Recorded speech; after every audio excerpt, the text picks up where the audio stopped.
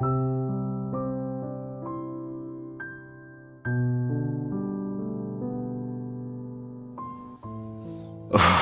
itu. Memang apa yang dibilang oleh bapakmu itu kepadamu itu ada dulu. Nah, ayahmu itu kan pernah mengikuti pengajian kakekmu. Nah, di muzakarah, kakekmu kan sering tuh muzakarah malam-malam biasanya. Memang ada kalimat kakekmu itu. Ulama ad-dajjal kata kakek.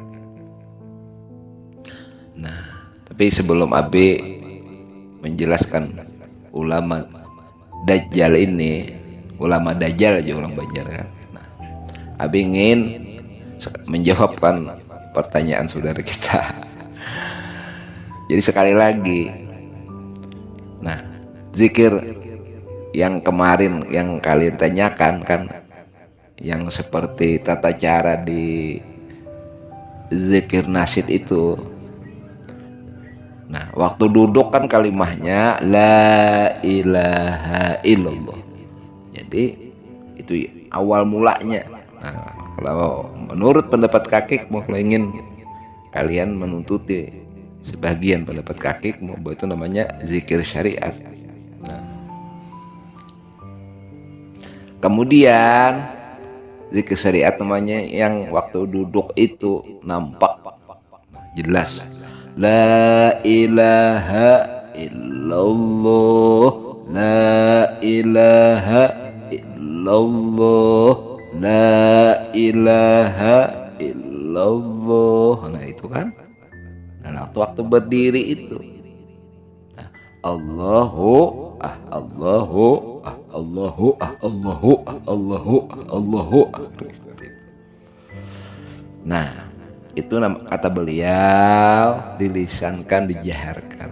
Itu di zaman Belanda pembahagiannya itu zikir syariat yang nampak yang dijaharkan tadi. Nah kemudian pengertiannya Allah itu zikir thariqat. Nah hu itu zikir hakikat.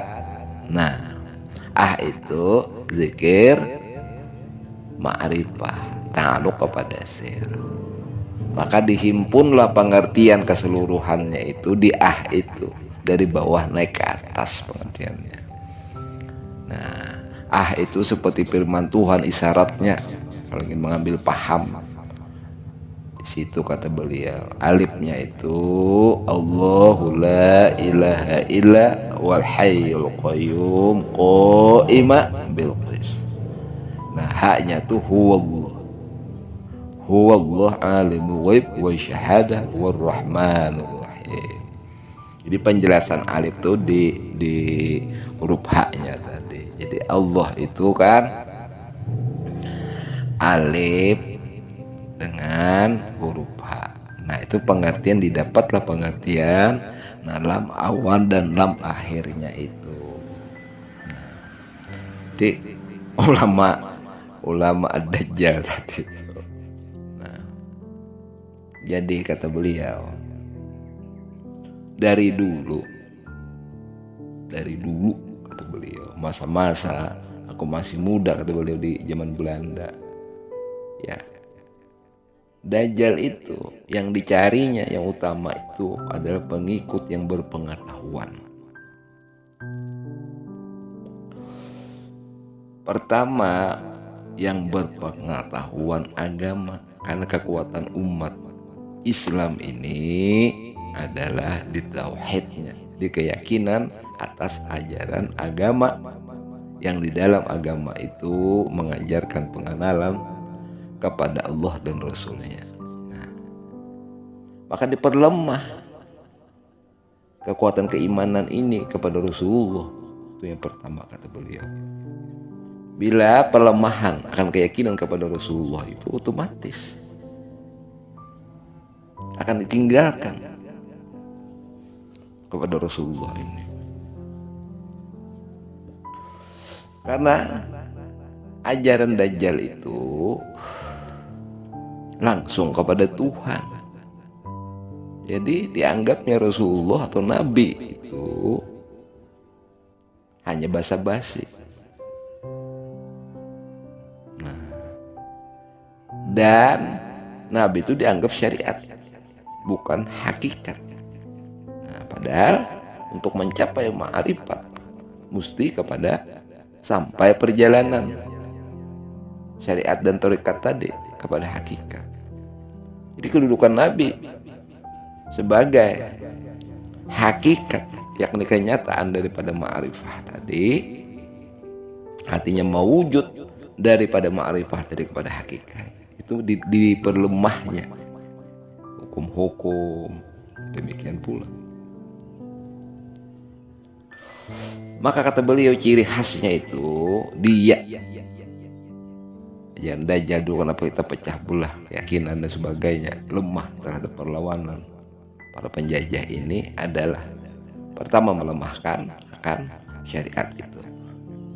Nah, lemahnya akan syariat itu apabila ketuhanan ini lebih dimunculkan. Kata kakekmu itu ciri-ciri ulama Dajjal. Salah satu, bukan satu-satunya. Nah, ada digambarkan beliau bahwa ajaran ulama Dajjal yang terkontaminasi itu adalah salah satu, mereka mengatakan bahwa kedudukan para nabi tadi itu, terutama Nabi Muhammad itu sama dengan kita, baik roh maupun jasadnya. Nah, ini perlu digarisbawahi.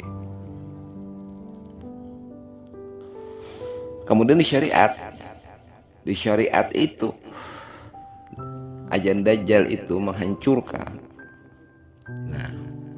daripada pendapat-pendapat ulama, amaliyah ulama dengan mengkafirkannya. Nah, dan mengkafirkan di sini, membid'ahkannya, khurafat dan sebagainya. Itu ciri-ciri khas pemikiran daripada ulama yang terkontaminasi ajaran Dajjal.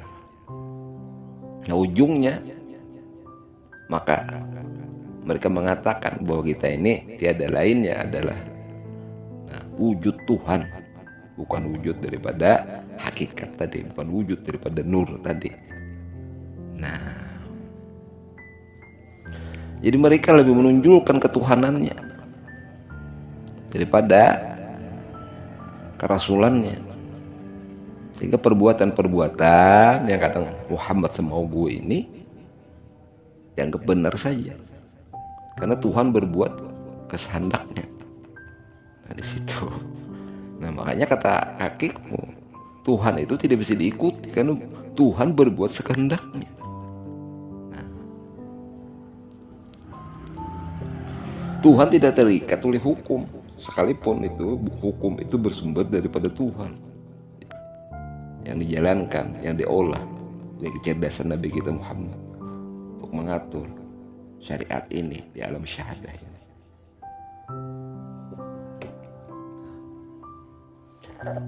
Mudah-mudahan anakku, pendapat-pendapat kakekmu ini memberikan